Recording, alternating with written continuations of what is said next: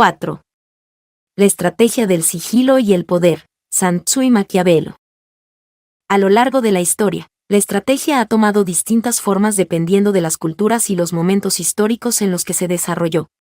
Dos de las figuras más influyentes en el pensamiento estratégico fueron Sun Tzu, el general y filósofo chino que escribió El arte de la guerra, y Nicolás Maquiavelo, el pensador renacentista cuya obra El Príncipe estableció un marco realista sobre el poder y su conservación. Aunque separados por siglos y contextos completamente distintos, ambos entendieron que la estrategia es un arte que combina el cálculo, la astucia y la capacidad de adaptación. Sun Tzu concibió la guerra no solo como una confrontación armada, sino como un ejercicio de inteligencia y engaño.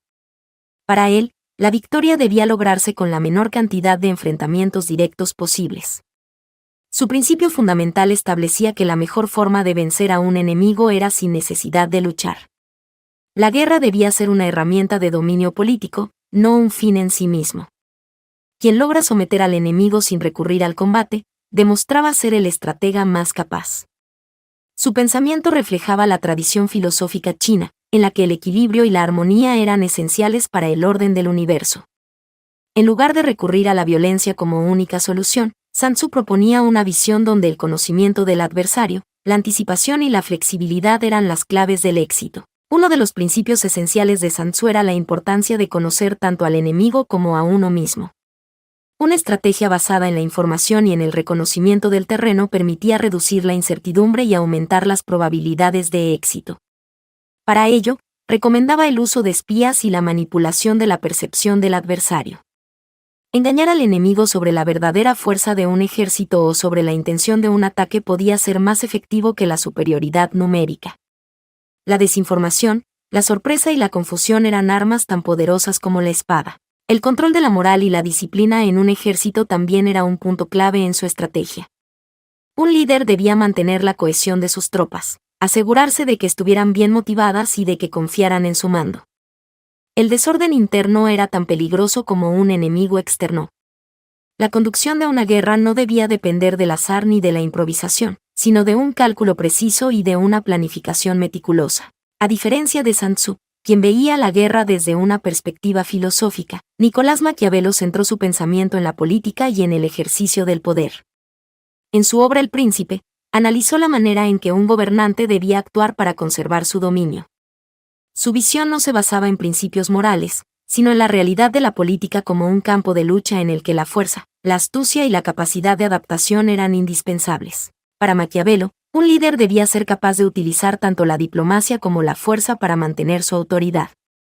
No podía depender exclusivamente de la bondad ni de la honestidad, ya que el mundo político estaba lleno de traiciones y conspiraciones. La estabilidad de un Estado requería que su gobernante supiera cuándo ser temido y cuándo ser amado.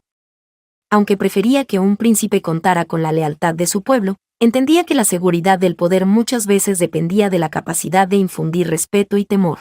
Uno de los principios más notorios en la obra de Maquiavelo es la idea de que el fin justifica los medios. Aunque esta frase no aparece de manera literal en El Príncipe, sí refleja el espíritu de su pensamiento. Para él, un gobernante debía hacer lo necesario para mantener su posición, incluso si eso implicaba tomar decisiones que en otras circunstancias podrían ser consideradas inmorales. La supervivencia del Estado estaba por encima de cualquier consideración ética individual. Maquiavelo también entendía la importancia de la percepción y de la imagen pública. Un líder debía construir una reputación que le permitiera proyectar fuerza y estabilidad. No era suficiente ser un buen gobernante, era necesario que los demás creyeran que lo era. La política, según su visión, era un teatro en el que la apariencia y la realidad podían ser manipuladas con habilidad. Un gobernante debía saber cómo actuar en distintos escenarios, cómo negociar y cómo eliminar amenazas sin que su poder se debilitara. En el ámbito militar, Maquiavelo compartía la idea de que un gobernante no podía depender completamente de ejércitos mercenarios o de aliados externos. Un príncipe fuerte debía contar con sus propias fuerzas, ya que la confianza en soldados ajenos podía llevar a la ruina de su reino. También advertía sobre el peligro de la complacencia y la falta de preparación. Un Estado que no estaba preparado para la guerra era un Estado que tarde o temprano sería conquistado por uno más fuerte. Aunque los enfoques de Sun Tzu y Maquiavelo son distintos, ambos coinciden en varios aspectos fundamentales. Ambos entendieron que la estrategia es un juego de cálculo en el que la información, la anticipación y la flexibilidad determinan el éxito o el fracaso. Ambos reconocieron que el poder no se sostiene solo con la fuerza bruta, sino con la capacidad de influir en la mente del adversario. Para Sun Tzu, la guerra era un arte en el que el engaño y la inteligencia permitían vencer sin luchar. Para Maquiavelo, la política era una batalla en la que la astucia y la capacidad de adaptación permitían mantenerse en el poder. Las enseñanzas de Sun Tzu siguen siendo aplicadas no solo en el ámbito militar, sino también en el mundo de los negocios, la diplomacia y la estrategia empresarial. Su énfasis en la importancia de la preparación, la información y la adaptación lo convierten en un referente atemporal. Por otro lado, las ideas de Maquiavelo continúan siendo estudiadas en la política y en la gestión del poder. Sus reflexiones sobre la naturaleza humana, la ambición y la necesidad de tomar decisiones difíciles siguen siendo relevantes en la actualidad. Sun Tzu y Maquiavelo representan dos visiones complementarias de la estrategia.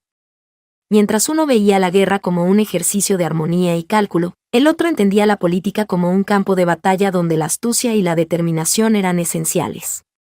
Sus ideas, aunque separadas por siglos y culturas, siguen siendo una fuente de conocimiento para quienes buscan comprender el arte de la estrategia en un mundo donde el poder y la competencia continúan moldeando la historia.